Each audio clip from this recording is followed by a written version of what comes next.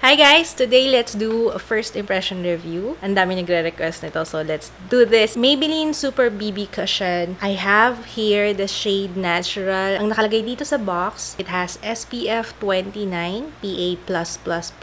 It is our first advanced BB cushion, high coverage and yet still moisturizing. Contains correcting minerals and moisturizing essence.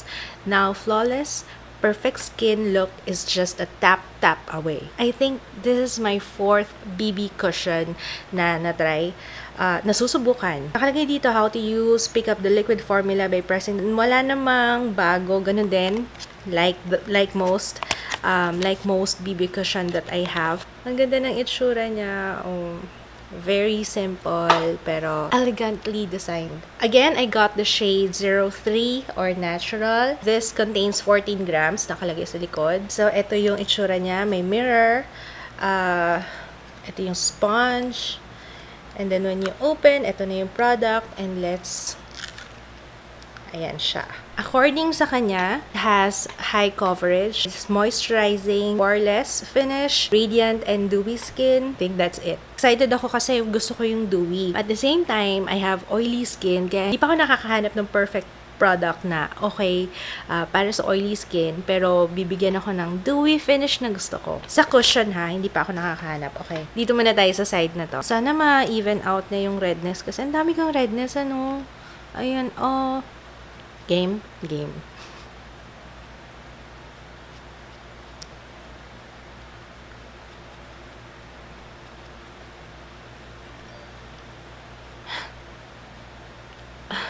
Wala siyang kahit anong amoy, which is nice kung hindi kayo mahilig sa mga ganong nilalagay sa face, yung masyadong matapang.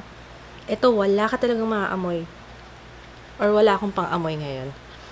Wala akong naamoy. Really dewy. But in fairness, ang ganda ng coverage na. Maganda yung coverage na, one layer lang yan. I'm really impressed sa coverage. Pero slight na sticky feeling akong nararamdaman. Actually, hindi naman siya ganun ka-sticky eh. Tolerable sticky. Pero imagine ko mamaya pag naghalo na yung oil at yung pawis eh. Pero for now, it's okay. So, I'm gonna apply it on the rest of my face. Ganun talaga, no?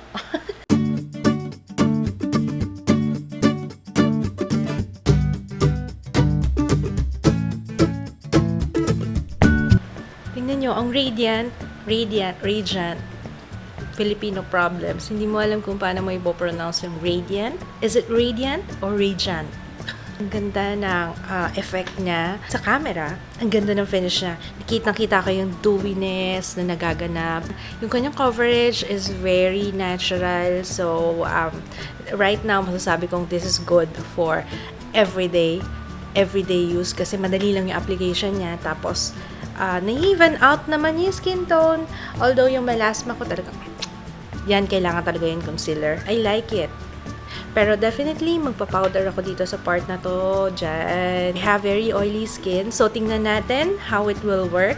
Tapusin ko muna tong makeup ko and babalik ako later para ipakita sa inyo yung aking look. Yung dewiness niya can be a little overwhelming para sa mga oily skin. Kasi kanina sabi ko, ano ba to? Nalulusaw ba yung makeup ko or talagang sobrang dewy niya?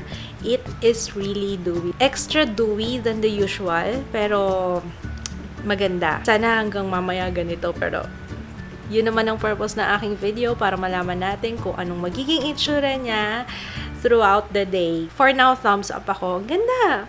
Maganda actually, tingnan nyo, parang healthy ng skin ko. By the way guys, ito yung ginamit ko, white super fresh dito sa area na to. Here, konting-konti, kasi gusto ko pa rin ma-maintain to eh.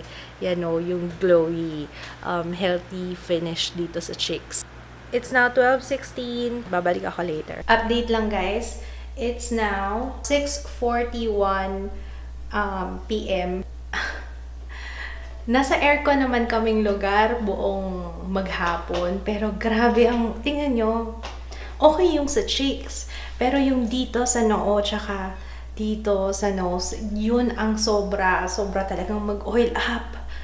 As in, non-stop talaga. Blot ako ng blot. And then, by the way, if you're wondering kung nasan kami, nasa Marriott kami ngayon, staycation with the family. So, baka nagtataka kayo bakit iba yung lugar. Alright. So, yun, balik tayo sa review. I do not like, yung sa cheeks, dito sa part na to, I really like it. Gusto ko yan, yung dewiness na yan. I really like it. Yun lang, yung sa T-zone, maloloka ka, kaka-blot. If you have oily skin, maloloka ka, kaka-blot. Promise. Yun lang naman yung ayaw ko. Pero the rest, okay naman siya. Babalik ako mamaya for my last and final update. Now, 11:13. And, look at my face. Buong araw, wala akong ginawa kundi mag-blot, and then blot, and then nag-blot ako ulit, and then nag-blot na naman ako. So, I would suggest this sa mga merong normal to dry skin. Kasi sa oily skin, it will not work. Will not work talaga. Tingnan niyo naman kung gano'n ako kakintab. Pero in fairness, kahit naman oily siya, hindi siya malagkit. Ang weird nga kasi talaga ang kintab lang ng face ko, pero hindi siya malagkit, comfortable pa rin siya sa face. Yun nga lang, talagang pag tinignan mo yung, hindi ko na-expect na ganito yung itsura ko sa salamin. Nung nakita ko yung sarili ko, oh my gosh, I'm so oily. Madali yung application niya, it's very easy to use, ganda yung coverage, na-even out yung skin tone, and radiant talaga yung itsura. Pero sa oily skin, expect nyo na kung talagang mapilit kayo, gusto nyo gamitin to, talagang magbablot kayo na magbablot. Diba, Ju? Kanina, it's really bothering kasi may photoshoot kami kanina. And, actually, sinabihan ako ni Mitch, yung photographer, sabi niya, hindi daw niya alam kung paano niya i-edit yon kasi sobrang shiny ng face ko, as in. Kung may pictorial kayo, at oily skin, nako. So, that's it, guys. Kung nasubukan nyo na tong BB cushion na to, feel free to comment down below para ma-share nyo rin yung experience nyo with it, kung if it worked for you. That's it. Yun lang. Maraming salamat sa panonood.